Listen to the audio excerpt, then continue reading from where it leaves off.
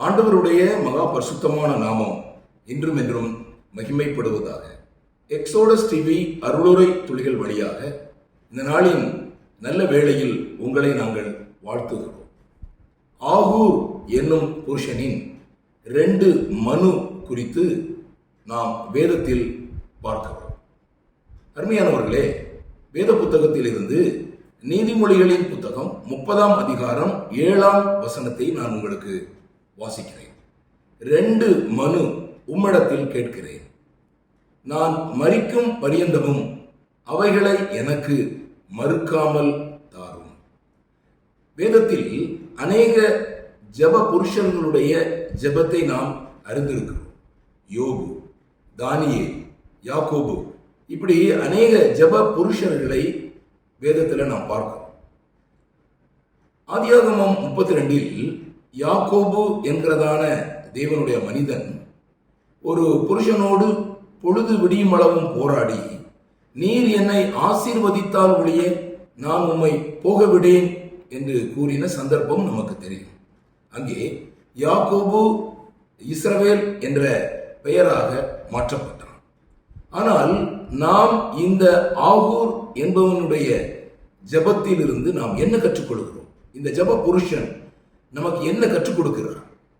இந்த ஜெப புருஷனுடைய ஜெபம் நீதிமொழிகளில் எழுதப்பட்டிருக்கிறது. பாருங்கள், 2 மனு இந்த ஜெப புருஷன் கேட்கிறார். அதில் ஒரு மனுவை இன்றைக்கு நாம் சிந்திக்கலாம். நீதிமொழிகள் 30ஆம் அதிகாரம் 8ஆம் வசனம், மாயையும் பொய் வசனிப்பையும் எனக்கு தூரப்படுத்தும். இங்கே ஆசீர்வாதமோ அல்லது அவனுடைய அனுதின பொருளாதார தேவைகளோ அவன் இங்கே மனுவாக வைக்காமல், மாயையும் பொய் வசனிப்பையும் எனக்கு தூரப்படுத்தும். அருமையானவர்களே, ஆகூர் தேவனுக்கு முன்பாக ஒரு உத்தம வாழ்க்கை வாழ விரும்புகிறார். மாத்திரமல்ல, மாய்மாலம் இல்லாத பொய் வசனிப்பு இல்லாத வாழ்க்கையை தன்னுடைய குணமாக மாற்ற விரும்புகிறார். மாயை என்பது வெறுமையையும் அழிந்து போகிறதையும் காட்டுகிறது. பொய் வசனிப்பு என்பது போலித்தன்மையும் வஞ்சித்தலையும் நமக்கு காட்டுகிறது. இந்த 2 வார்த்தைகள், மாயை, பொய் வசனிப்பு, தற்போதைய உலகத்திற்கு அல்லது விசுவாசிகள் மாம்சீக தன்மைக்கு அது எடுத்துக்காட்டாக நமக்கு அது விளங்க வைக்கிறது. வெற்றுமையான வாக்குகள், வஞ்சிக்கும் தன்மை நிறைந்த உலகத்தில் நாம் வாழ்கிறோம்.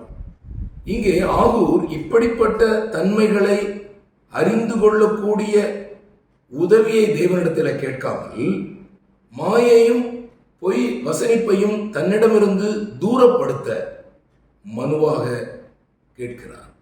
அருமையான தேவனுடைய பிள்ளைகளே, அடிக்கடி நாம் வேதத்தின்படி கேட்கிற விஷயம், அதாவது நற்பெயர் அல்லது பொது மதிப்பு என்பது பிறர் நம்மை கணிப்பது ஆகும். நாம் நம்மை நாமே உயர்த்தாமல் மற்றவர்கள் நம்மை எப்படி கணிக்கிறார்கள், நம்முடைய நற்பெயர் எப்படி இருக்கிறது, ரெப்புடேஷன் என்று ஆங்கிலத்தில் சொல்வார்கள். அதே போல உத்தமம், இன்டெகிரிட்டி, அது என்பது ஒருவரும் நம்மை கவனிக்காத சமயத்தில் நாம் எப்படி வாழ்கிறோம் என்பதாகும். இந்த உலகம் பொய் வாக்குகள், பொய்யான நம்பிக்கை, பொய்யான சந்தோஷம் மூலம் தேவனை பின்பற்றுவதிலிருந்து நம்மை பிரிக்க முயற்சி செய்கிறது. ஆனால் சத்திய வார்த்தை, வேத புத்தகம் நம்மை கிறிஸ்து ஒருவரே சத்தியவான் என்பதை சுட்டி காட்டுகிறது.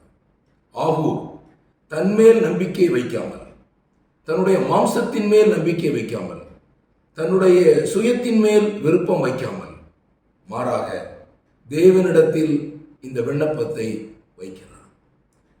வேத புத்தகத்தில் யாக்கோபு என்கிற அப்போஸ்தலன் தன்னுடைய நிருபத்தில் 4ஆம் அதிகாரம் 4ஆம் வசனத்தில் இவ்வாறு கூறுகிறார், விபசாரரே, விபசாரிகளே, உலக சிநேகம் தேவனுக்கு விரோதமான பகை என்று அறியீர்களா?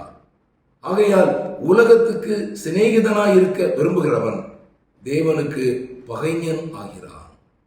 உலகத்துக்கு சிநேகிதனாய் இருக்க விரும்புகிறவன் தேவனுக்கு பகைஞன் ஆகிறான் என்பது இந்த நாளின் காலையிலே நாம் சிந்திக்க வேண்டிய ஒரு சிந்தனையாக இருக்கிறது. தாவீது அரசன் தன்னுடைய 119 சங்கீதம் 37 வசனத்தில், மாயையை பாராதபடி நீர் என் கண்களை விலக்கி உமது வழிகளில் என்னை உயிர்ப்பியும்.